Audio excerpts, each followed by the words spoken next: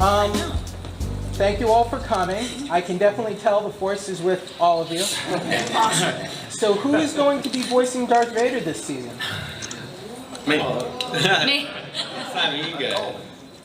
Yeah, absolutely. The same person that voiced Darth Vader in the original movies. James Earl Jones. One of the most, I would say, one of many surreal things in making this show, maybe the actually most surreal thing, is Dave sent me when he first worked with James on the dialogue, recorded it. He sent me like voice recordings, clips essentially, of the dailies, of hearing all of the different takes, and hearing James Earl Jones, untreated, obviously, playing the part of lines that Dave and I essentially had written together, was pretty insane. You grew up, you think like, I'm going to write lines for Darth Vader, but I'm not actually going to get Darth Vader to say them out loud. And that was listening to Darth Vader say them out loud, so that's who's going to play Darth. He's going to do every appearance this season of Vader? Yeah, so far. And you know, James is great. You don't really direct him, but he'd sit and say, "No, David, I haven't done this in 10 years. Could you remind me?" I'm like, "No, you're doing it." Matt Wood and I just look at each other and kind of high five when he's not looking, and it's an awesome moment. There were a couple moments in the takes though where he coughed or he corrected himself and started over. Yeah. And so all of a sudden you realize there is a man playing Darth Vader. Yeah. Playing Darth Vader. It's sort of like being a child and having the helmet come off. Yeah. Why don't you guys let us in on those sessions? Yeah, no, Mandalorians. I mean, just to watch. Just Too dangerous. They don't trust us. Right, please. I know. Hi. First of all, congratulations on the success of season 1. We're really excited about season 2. Going into season 2, are you feeling any added pressure to deliver to the fans, especially now that you're ramping it up, adding more characters in the Clone Wars? I don't. No, I think maybe they do. The actors could speak to it. I mean, for me, this is like, this month is my 10th year at Lucasfilm, creating Star Wars. April 26th was the day I officially started working on Star Wars all those years ago. So it's just, for me, it's just fun. You know, the story gets bigger, the stakes get higher, it's as it should be. I feel a little bit we're moving into our kind of Empire Strikes Back era for our characters, where they're really challenged. As the first year is kind of a new hope, and I mean, all their characters are going through trials of different kinds. I think also there's an automatic pressure when you do anything that has the word Star Wars in the title. So I don't know that there's sort of increased or decreased amounts of pressure. I think you always feel a responsibility. It's like writing books of the Bible. You know, you're adding books to the Newer Old Testament. So you know, once you start, you know the pressure is going to be that throughout. He stole my answer. Hi. Hey. I'm Fernando from Chile, and I would like to ask Dave and Simon. Many kids, you know, are introduced to the Star Wars world through Rebels now.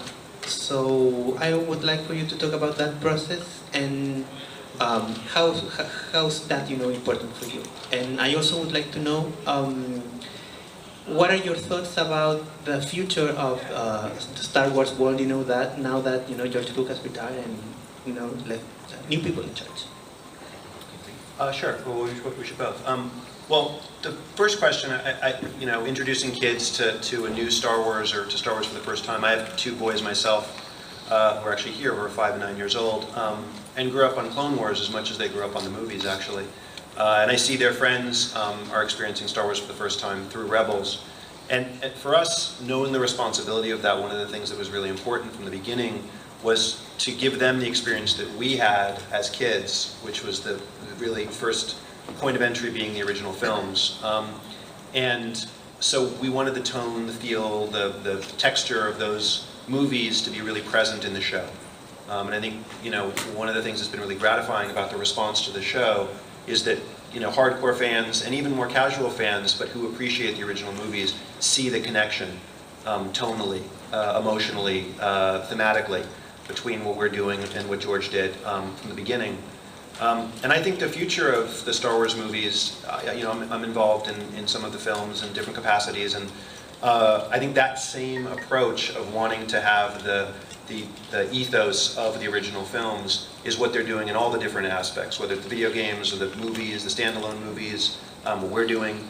And I think because of that, they feel all of a piece and all of a sort of a singular voice and vision, even though there's different filmmakers involved with each. And I think the fans will feel similarly about the films and the other media the way they feel so far about Rebels.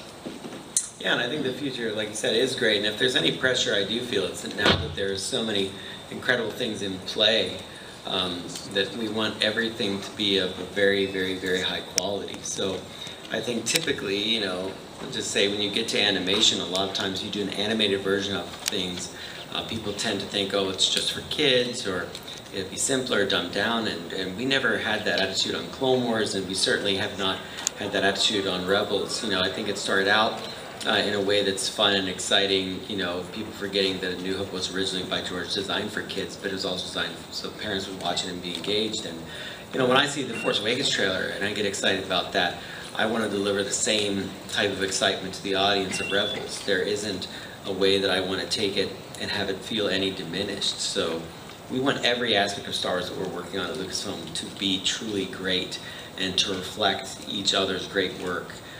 And I think that's kind of the pressure, but it's also, you know, better in a way because now I work with more people like Simon and Kerry Hart and Carrie Beck and Ray Roberts, you know, and a writing team. It helps that you have so many people that have this love of Star Wars in common to help lead the way. It is really like a singular family too. I mean, the people that Dave is talking about, they're the story group at Lucasfilm, and they're involved and there is real communication between all the different stories. So we talk to the 7, 8, 9 filmmakers, they talk to the standalone film. We are all collaborating together to tell, you know, a sort of huge story that each of us tells a chapter of. Hey guys, I know you guys have your hands up, but we've got 2 mic runners on the side, so just go grab their attention and they'll bring you a mic. Good afternoon, Dave Vermillion, Geeks United. Get your geek on. Thanks for taking the time out here. You can laugh, it's okay. I did that a lot. It's art. We're working. We're rocking. Dave and Simon, Taylor Gray's character, Ezra Bridger, was called a street rat in season 1. The fans have taken to calling him Space Aladdin. Even his name Ezra is known for the character from Disney lore. Are there any other Disney influences or Easter eggs that we should be looking for in season 1 or future seasons? You know, not that I know. I mean, that was a flattering comparison, I have to say, as someone that grew up in animation, loving animation, a great film and a great character Disney had created. Ezra's design came about because I was sketching him on my kitchen table at home one day, which doesn't happen a lot, and my wife happened past the table, and I said, "What do you think of this?" And she was like, And I was like, "What do you mean?" And she just kept walking, and she's like, "Well, that's okay, but it looks like everything else." And this was before I changed the design, and so, you know, it kind of made me look back at a lot of different character heroes and character actors, and actually, oddly, Aladdin wasn't one of them. If anything, it was, I looked a little bit Ralph Macchio.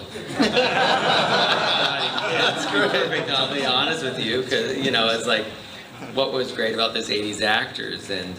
when am I going to learn how to punch? You know, yeah, exactly. So, you know, but I don't think there's any, I don't do like hidden Mickeys or stuff like that. It's cool for the parks, but, you know, it wouldn't be, people find those all the time, so who knows? Maybe my designers put them in, I don't know. Seb's a secret Disney princess. Hi there, question for Dave and Simon. You've announced that Sarah Michelle Gellar is part of the cast, and Freddie, I guess. Can you tease anything about her character, or how soon we'll see her, and what's she like in the recording booth? Who, my wife? That'd be the one. She played the Wookiee in season 1. Nobody believes me when I say that. She plays Chewbacca's lady in our show, season 2. And I talked about this on a podcast a while ago and broke down the entire season 2 with her and her Wookiee presence during the season. Outside of that, I can't tell you anything because it would spoil the surprise. But yeah, she's really hairy and has a great low growl. She's no. For real? No. She's a powerful actress, and you know, she can grunt with the best of them. Hi, Will from Geeks with Wives. This question is for Freddie. I'm one of those. Freddie, your character obviously is kind of still shrouded in mystery. How much of the character's backstory did you get when you took on the role, and are we going to find out more about it in season 2? Yeah, Dave gave everyone a really big breakdown on what made these characters tick, so that our season 1 performances would be reflective of the history that's gone on so far. So I knew about his master. I knew about, you know, Order 66. I knew about, I was going to say Protocol 66. You know, it's Order 66 to stop myself. But I knew about all that and how it affected him and what he did during that time. That's thanks to Dave and Greg Weisman when we were just getting ready to do the pilot that they turned into 2 episodes and aired as a movie. So we kind of knew all that going in, and in season 2, as far as Kanan's character goes, you're gonna learn a lot about why he is who he is today, why he's the type of teacher he is, his qualities and his faults, and you'll find out a lot of that through a very special character who kind of helps motivate some of those feelings come out. So you'll definitely learn pretty much all the questions you have. There'll still be a couple, you know. They made you wait 3 movies before Vader got it at the end, so you got to wait a little bit. But yeah, we give you a lot more in season 2. Thank you. Hi, this is a question for Dave. Now, earlier in the panel, you mentioned that if the story was right, there are certain characters you might consider bringing back. You know, are there any characters from the previous stories or even the defunct expanded universe now that you'd be interested in perhaps trying to chase that story, or do you just kind of let it come naturally? I think you always have characters in mind that you'd like to see interface. We throw names around the room. I mean, everybody in the writer's room is a fan. So everybody has certain characters that they would love to see. And sometimes you're never sure like how serious people are or not, you know, when they bring people up. And you have to be careful with that. Because if you're joking and say, you know, how about we bring Porkins in? That'd be great. And then all of a sudden something happens and you're like, hey, Porkins would fit for that. And then the person's face is suddenly like serious and they're like, no, I was joking. And I'll seize on that idea with my sense of humor and be like, oh no, now he's in. But he's not. So, Yes, sir. yeah, no, and sometimes She it voiced only that gets one so far, but you know, you never know. I'm not sure what makes us decide a particular character's coming in or out. Sometimes, you know, we'll get to talking when we're in the script phase, and we'll have, honestly, recently, a recent problem we have is there are so many cool things happening in the script. I was like, Simon, I only have 21 minutes and 30 seconds. This would be awesome as like a 90-minute movie, but I have 21 minutes, and he's like, yeah, I know, I've been writing it, it's hard to get in there. So sometimes we'll try to spread stuff out then. We work on this up until the last minute possible. Nothing is ever set in stone. Everything is changeable. It's not like we just get the script, that's the blueprint, we follow it. We deconstruct it along the way, try to get it as right as we can. And luckily I work with guys like Simon, you know, Greg, Henry Gilroy, and they're really good at you know, moving through that as I'm trying to direct it and get the best story we can, and changing sometimes a lot, sometimes little. And we get a lot of time too, which I don't really, almost more than in features for me. We get a lot of brainstorming time. So we get a lot of like, you know, blue sky meetings of what should this season be. And I mean, we really spend probably months on that. We're doing it while we're also writing episodes for the previous season, but there is a lot of time to dream and to play around. Hi, Thomas from STAR WARS in the Classroom. And hey, go Rogues.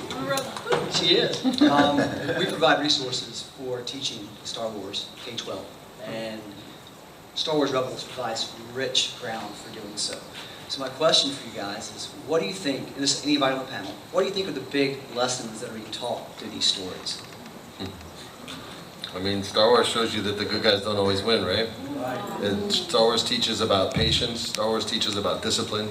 Star Wars teaches about a lot of social issues that most sci-fi can't really touch on, outside of racism, right? That's one that's in every sci-fi movie.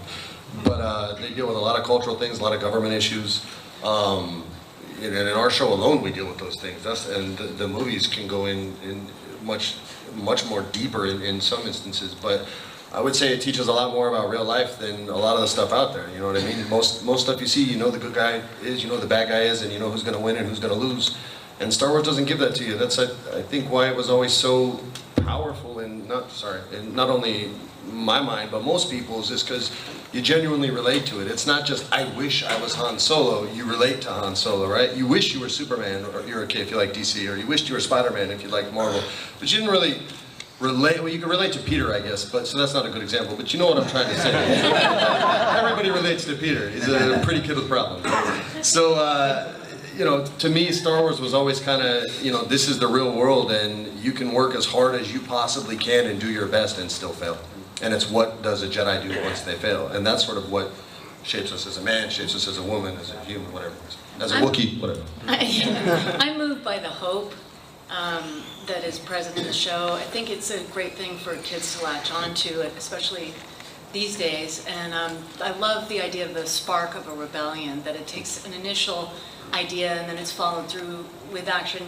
As Freddie said, you don't always succeed, but at least you can have hope. I love that we seem to be giving that message to the younger generation, and also encouraging them to follow through on their ideas, and that it's worth it to get a group together and not just talk about it, but actually take action and do it and walk the walk. So I think it's a great metaphor. I love that it addresses the possibility of transformation also. No matter what's happened to you in your life, there's always possibility of changing and growing and developing into something better, and seeing a possible future no matter what the odds. And that's really encouraging to me. I'm a dad too, and so I love to instill that in my kids. No matter what's happening to you, you can always change that. Hi, Jason from Bombad Radio, a podcast who's interviewed a lot of the Clone Wars guys and hopes one day to interview you guys as well. I thanked you yesterday, Dave, for a diverse cast in every show. It's amazing to see. I specify male and female, but also across the board, and the Rebels is no different. Another thing you do really well is keep spoilers from us. We don't have the show ruined. It's something I greatly appreciate. Even when you guys boo him. Yeah, without being sarcastic, you know, it's appreciated. That said, in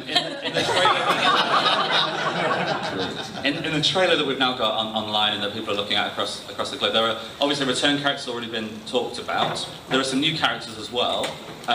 Did we see a female and male Inquisitor? Is there anything you can say about any of that? I don't know how much you're allowed to say, but that's my question. Hang on 1 second.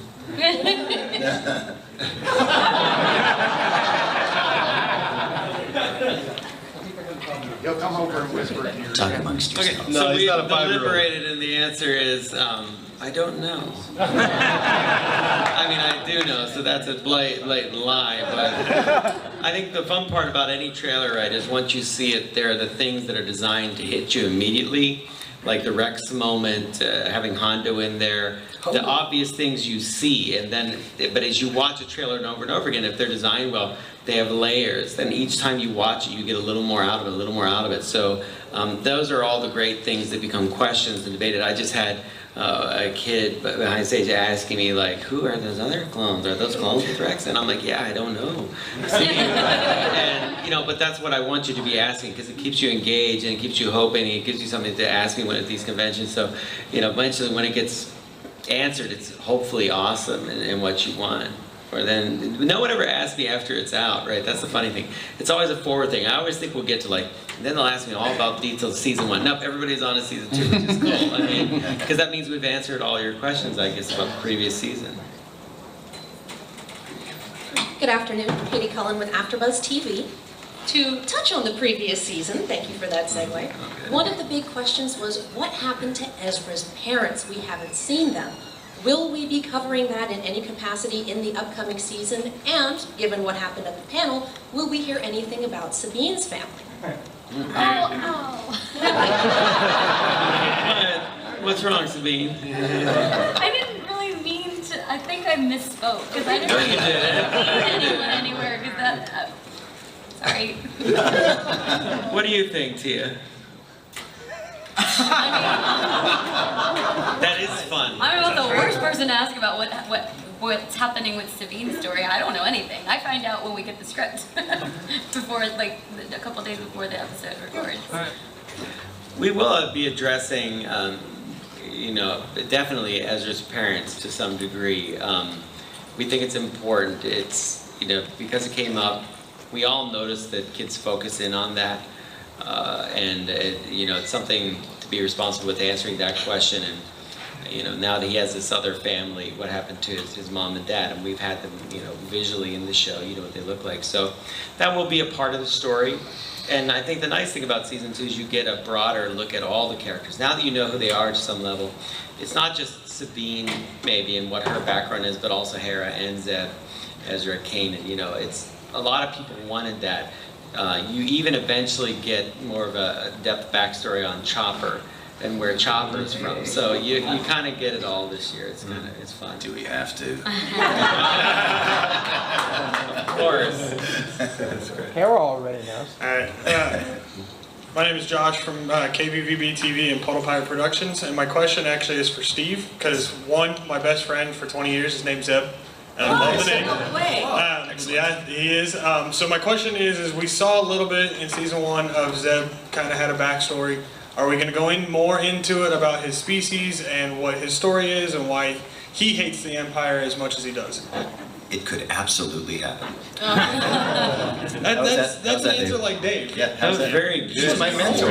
Well, I'm his Padawan.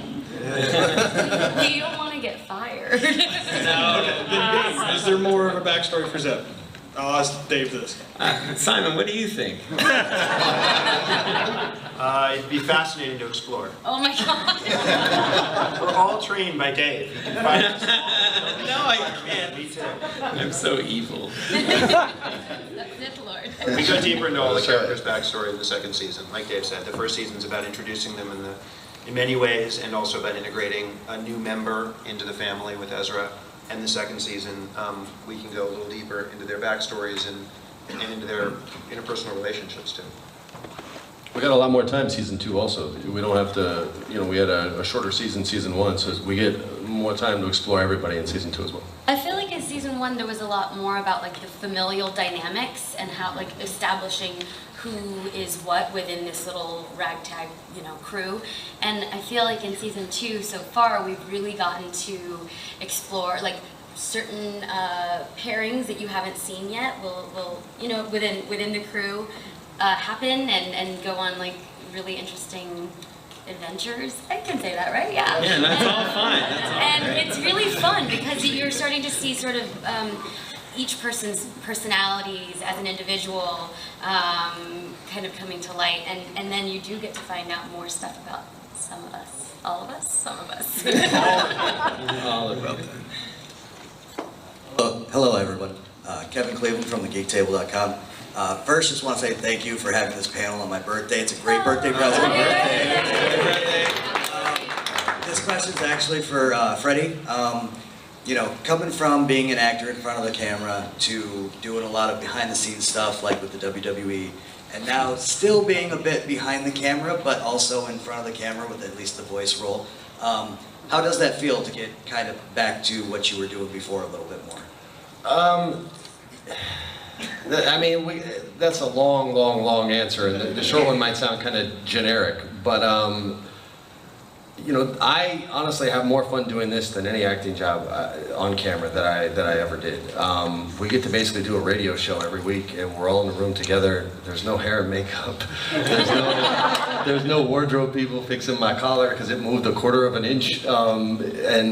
You know, it's a lot easier if you're a father of 2 to work once a week in the Valley for 6 hours than to go to Australia for 6 months and not see your family. So it's not a transition for me at all. I wanted to be a father more than an actor. So once my daughter was born, I already kind of had one foot out the door already. Vanessa, are you crying behind me? I thought Vanessa was shedding tears. Tiya's shedding tears now? I can vouch. He's the best dad in the world. This guy is literally dad number 1. He is, indeed. Top 10. But yeah, man, so it wasn't a transition. This is what I did when I was 8 years old, and now I get to do it, and it looks way cooler because they animated it. So yeah, it wasn't a transition. I really love it, man. It helps that you're really good at it too. Oh, well, thank you. There's that. Thanks. Hi guys, I'm Sean, part of the I'm right here in the back. Okay. Hey. Hey.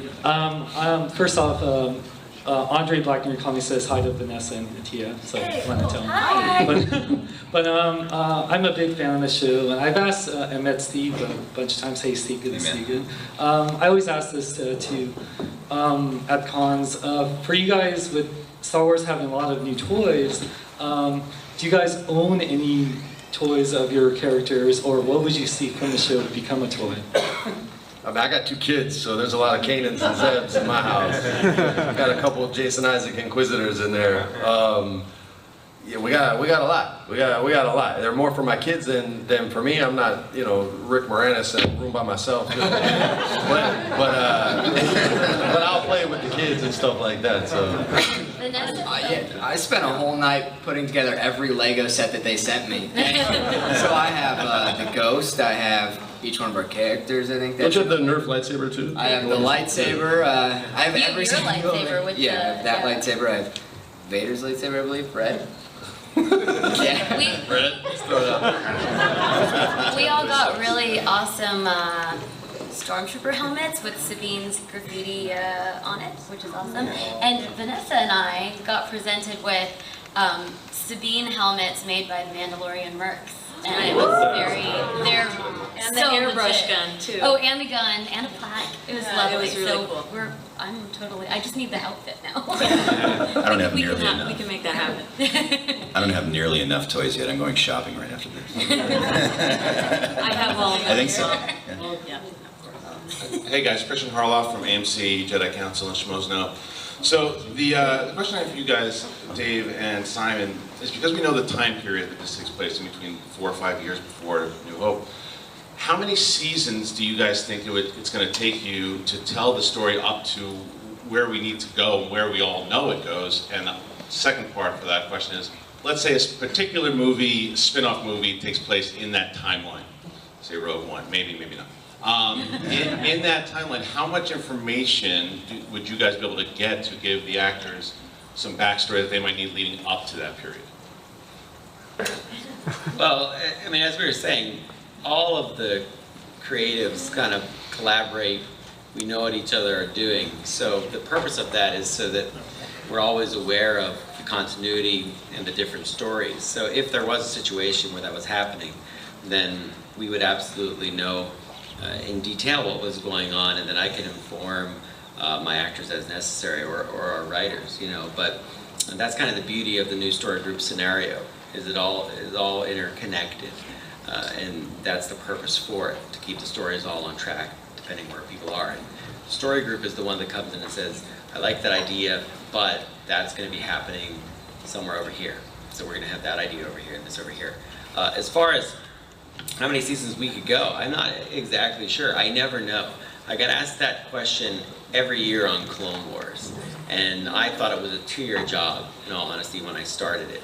That was the most animated series that I'd worked on, maybe about 2 years. So I thought I'd move to Bay Area for 2 years and move back to LA. I've been there 10 years. So I never know. I mean, I think it's kind of, as long as there's a demand for it. I think I do have a little more of an arc in mind for Rebels, as do you. We talk about kind of that bigger picture, because we are running up to A New Hope. That is a flagpole that we know. So that's kind of a question on how would we deal with that incident in the galaxy, should our timeline reach that. Hey guys, Lucas Siegel over here from comicbook.com and StarWars.com as well. You talked about, Tiya mentioned, you know, the theme of family for season 1, and Vanessa and I had a conversation about the theme of turning points for season 1, where each character had a really specific turning point. What would you say is a general theme for season 2, and is there also a character theme for season 2 like that? You're always good with that. You're a theme guy. You're so good with that. It's interesting. I think the way we approached season 2 was sort of new challenges to the family, from the outside rather than from the inside. I think in many ways the first season, the challenge was integrating a new member of a family into an existing family. And that's a difficult thing to do, whether it's a stepchild or an adopted child or whatever it is, new parent. There's a lot of things in real life that are real life corollaries for what the first season was exploring, and I think the second season was, now that they are essentially, with their normal familial issues, a unit, a family. It's sort of, how do they continue to grow individually, and how do they stay together as each of them is growing, as each of them is facing new challenges, and in some ways grow up. I think a lot of the second season is about Ezra facing some sort of darker issues and being forced to grow up through them. Yeah, definitely. That's great. Hi, I'm Scott Murray with the Assembly of Geeks podcast. I'd like to ask all the voice actors, maybe you guys as well. Obviously, one of the things that we really like about Star Wars is the characters and how we can all latch on to certain characters and become big fans of them. And you guys provide that to all of us, and that's for sure. As we head into season 2, what are some of the things that you might want to share or can share with fans of your characters that they can look forward to as your characters continue to develop into season 2, as far as what we can see and what you can share that we're going to see? Do you want to start at that end, or do you want to start there? Well, I feel like lasers are trained on my forehead. We'll see what a beautiful dancer Zeb is. We'll witness his cooking skills, and maybe a little bit of piloting skills, perhaps. Just with his rubber duckies in the bathtub. No spoilers here. That's pretty much all I can give you. Sorry. Tell me to stop if I should. I think Sabine, like in season 1, you sort of don't know why that goes for a lot of these characters, but she seems very angry, not towards the Empire, obviously, and she's got these skills that you're like, how does a young girl have these skills? And so I think as season 2 progresses, you might find out a little more about, like, what is her backstory and what happened in her past that led her to this point. And I think I've been very excited about season 2 because I'm sort of like dying to know what's happened in all of these characters' past, and it's fun to get to start exploring that. Yeah, we see Ezra grow up, so we see what happens as he grows more powerful, more knowledgeable.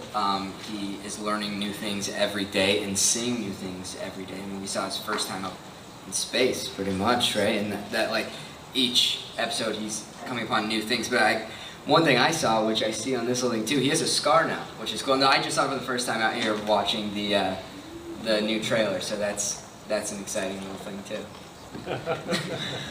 I think Hera in season 1 managed to fulfill her vision, which was to bring a group of people together and unite them with Fulcrum and get the cell together. And I think she succeeded in doing that. And I think in season 2 she can sort of let them do their thing. Now everything is coalesced. We are a bigger group. We have other people joining us. And she can sort of let them fan out and keep doing what they do so well. So I think she'll sort of oversee that and applaud them along the way. Specific growth is difficult to talk about for season 2 because we don't want to spoil things, but based off what you saw in the trailer, I mean, I can tell you a little bit.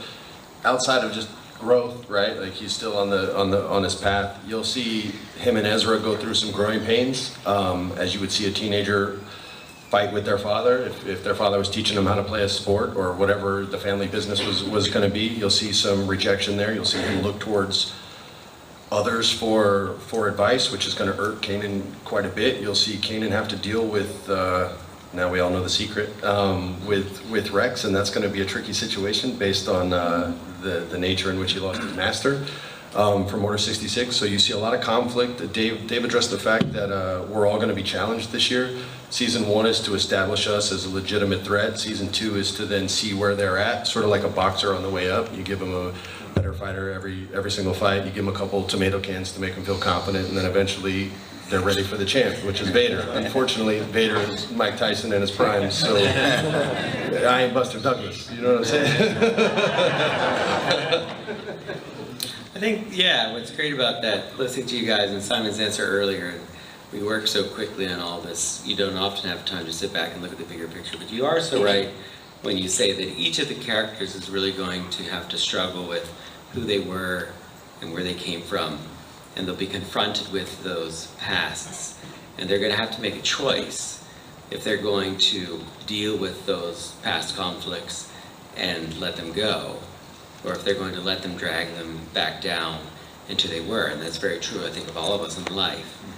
And Ezra especially will be confronted with the idea that just because he's been given a great power and a great ability and wonderful skills, matching that, unfortunately, also comes greater evil, greater darkness, malevolence, and he starts to become aware of this presence in the galaxy, which is a frightening thing. But if you truly are worthy of, being a Jedi and wielding the power of the Force, you have to learn to do that selflessly, and that's the real pressure when you get down to it on someone with the ability to use the Force, because ultimately you cannot wield it for yourself.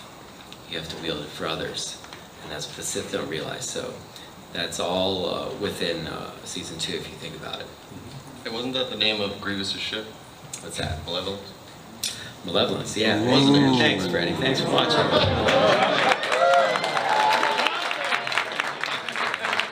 I know 4 other things about stuff. Hi, I'm Katrina Dennis from MoviePilot.com and the Mos Eisley Comic Fort podcast. I am a huge fan of the Kanan comic that just came out. First issue was absolutely stellar, and this is particularly for Dave and Simon. How does the Star Wars story group expand Rebels in that sense? Like, you guys are expanding to books and comic books and hopefully video games someday. So how do you guys work together with the other branches of the story group? The comic was easy because Greg wrote it. Yeah. The comic was a no-brainer. Greg writes comics, and Greg wasn't working on season 2 with us. So, the opportunity came up to have a comic book written, and it's like, well, let's have Greg Weisman do it because he's already worked with us. So what happens is he writes the treatment, and then Simon and I see it, and we're able to make notes directly on it. I mean, which, I don't know, I think maybe it's rare in the crossover universe from films and television to comics and other medium, but we always get a chance to look at everything that comes by. Yeah, I've never seen anything like it. Working in other, I guess, franchises, there's not the same kind of integration. So you don't get the, if you are the, sort of core group that created one branch, you don't necessarily even get access to the other branches until they come out as a book, and maybe you get a free book. But you certainly are not involved in the process. And this is, it's kind of an amazingly small unit for the amount of stuff they generate.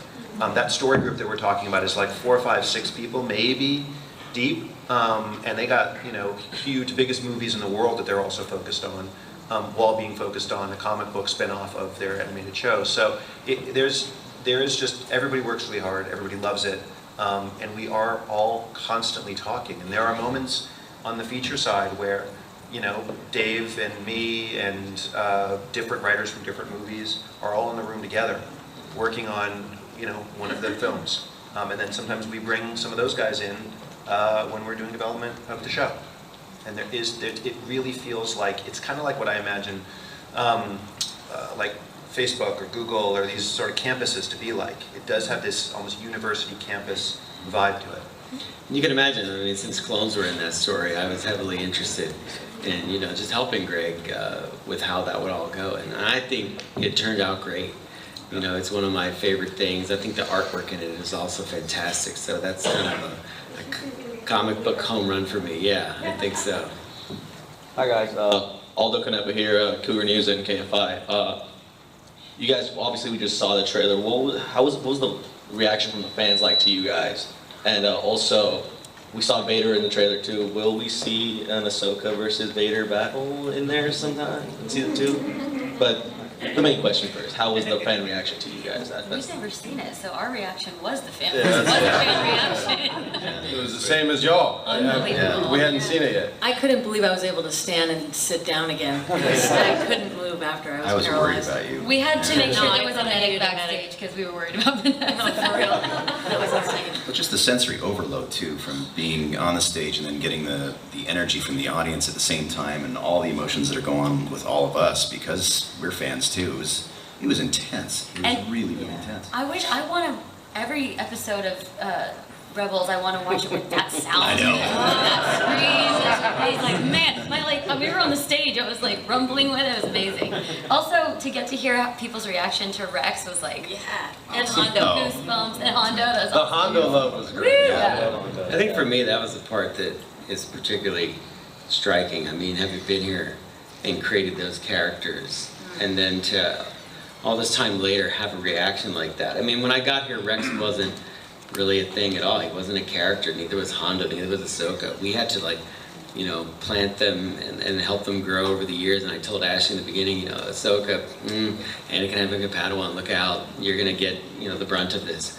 And she hung in there, and I think really won fans over. So it was kind of an amazingly moving experience for me to have a character like Captain Rex, a clone, cheered at such a volume. And I think that shows you the real powerful thing about Star Wars and the challenge that we all have as well. I grew up with the original trilogy and I love it.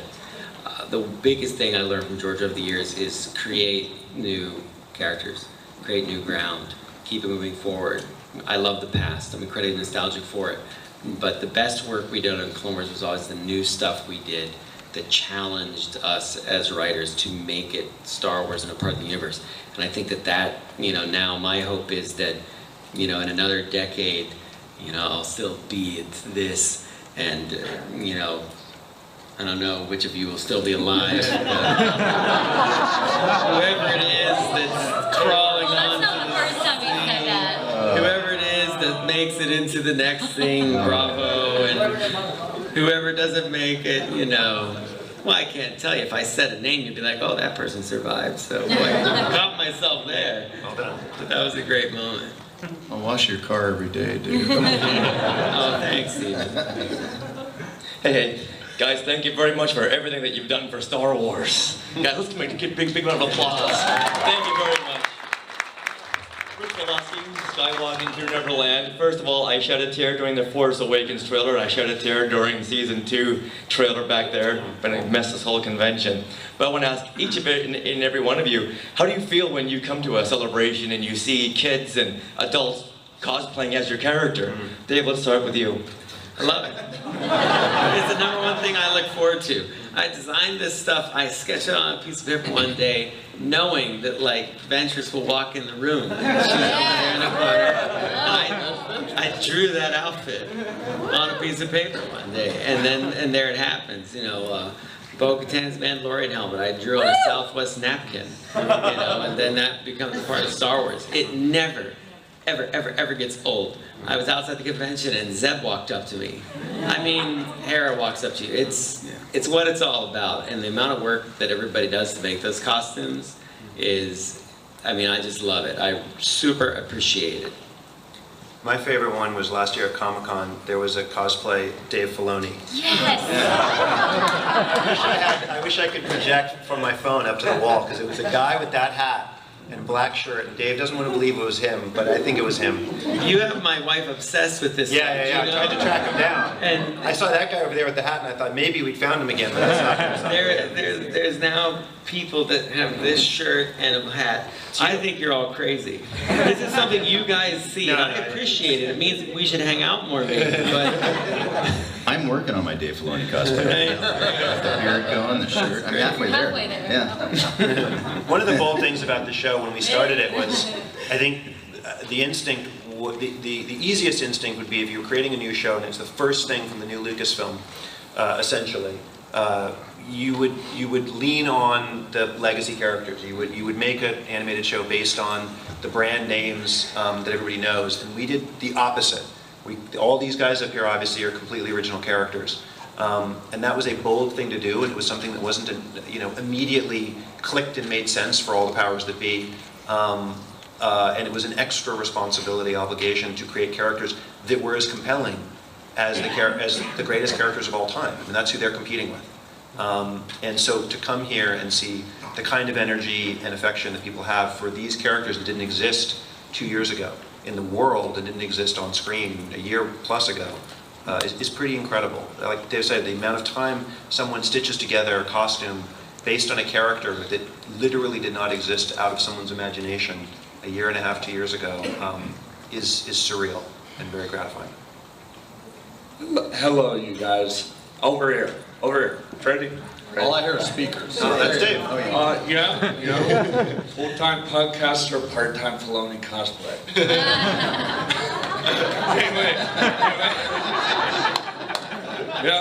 Anyway, my question, Dave Sendin with Fandom Awakens Radio. Now, Dave, not to be confused with those other guys that do that other radio. But anyway, my question for Dave and Simon, can you two particularly speak on the process of how everything changed around? You know, Dave, I know you worked with George for so long, and that was, I think, a shock to everybody. So I'm particularly interested to hear what you have to say. And Simon, on the level of the outline George left behind, all the, his notes and everything, how much of those are used? I think I remember hearing you saying something about it depends from movie to movie, that kind of thing. So if you two could just speak on that, that'd be awesome. Yeah, from, I forget what year, but it might have been the second year I was at Lucasfilm, and I would spend a lot of time with George in editorial, and he would be teaching me the way that he cut Star Wars. That has so much to do with the way the films feel, the way the footage is cut together and moved around. And he used to tell me all the time, he's like, I'm teaching this stuff so that when I'm gone, it will still carry on the way I want it to. And I'm like, I'm gonna be here longer than you.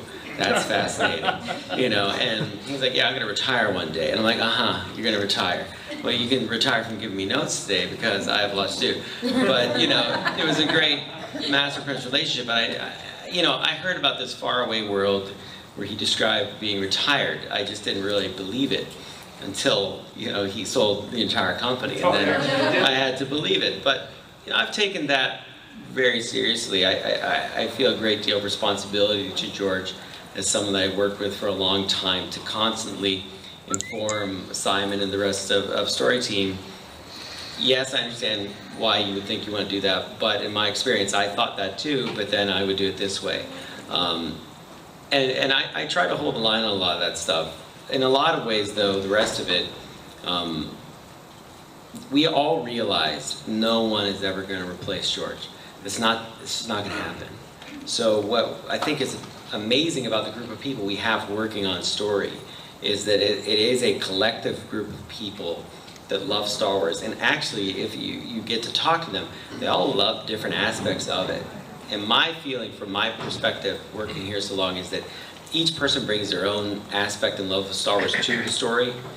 And together, just maybe we can combine to make something like some kind of Star Wars Voltron, Freddie. I was about to say Voltron. Lions or robots? Maybe that way we, are coming close to equaling the genius George had, which I hold, in very high esteem, obviously. And I think that's the best way to work. I think that we're aware of the challenge. We take the responsibility seriously. And my workflow is very similar to the way it was before.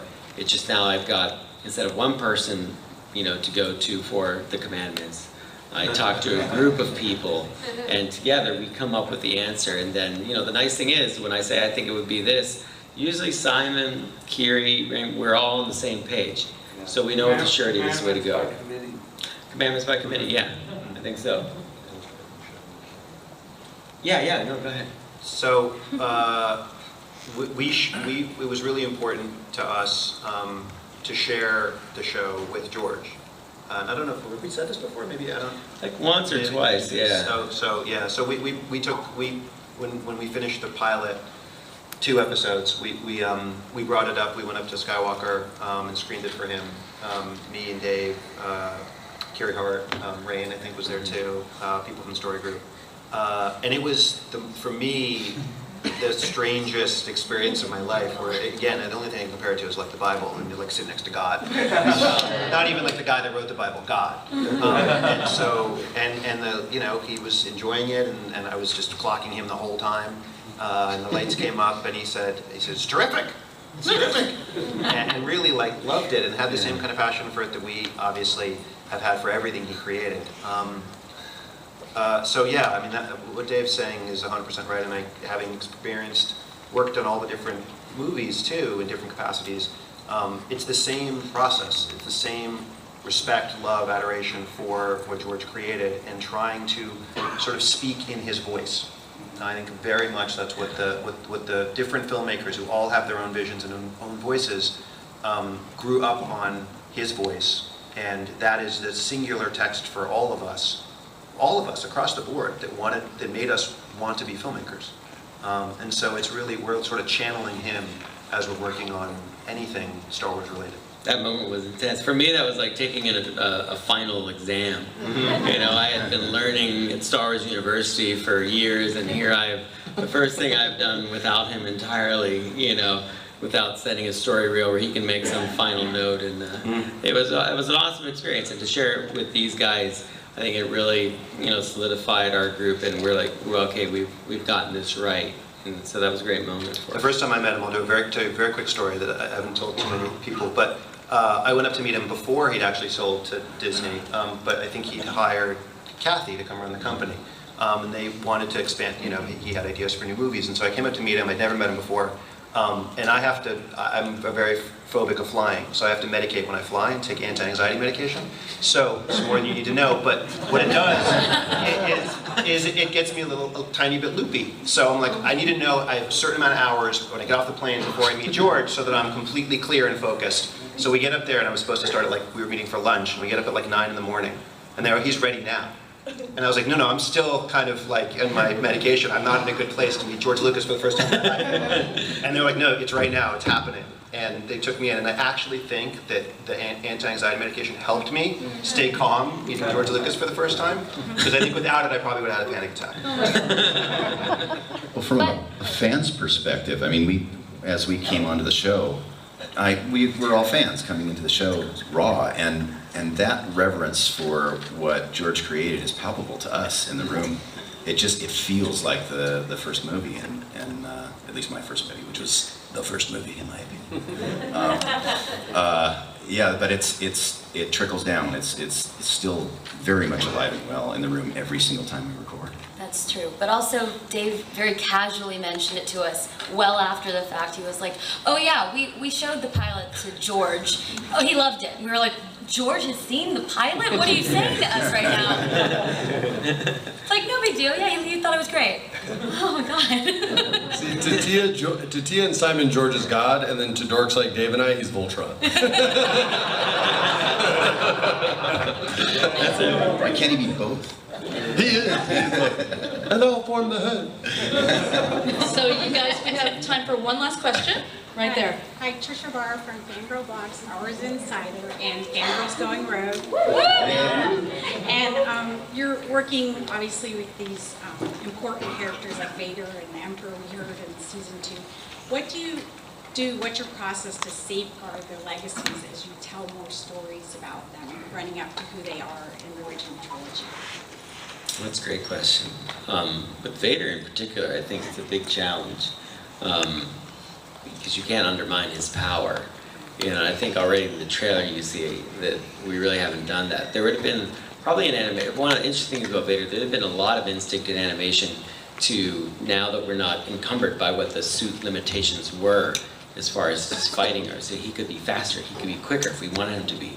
But we absolutely did not go that way. And if you watch the trailer, you can see that Keith Kellogg and the animation team did a meticulous job at studying his fighting style. So that's very true to the stature and the power that Vader has. He was never acrobatic in particular. He was never that fast. He's just a mountain of fear and hate and power. And that's what we tried to throw at Kanan and Ezra when they do have that encounter with him. So, but again, that's why the group dynamic in story is so important, because it will go through a filter of people, everybody reading this script, and together we make sure that we're not going too far with things, that we're not undermining things that are happening maybe other places that we don't know. We were very careful not to have the Emperor in season 1. There would be no reason why he would be involved with our rebels. So again, the group process is so important to keeping the integrity that you're talking about. Yeah, I mean, I think we all see ourselves as custodians of the same flame. And whenever it starts to flicker out a little bit, there are a lot of, like you say, safeguards. There's a lot of safeguards along the way that step in and protect it. So it's a team of people that love the same thing, like you do.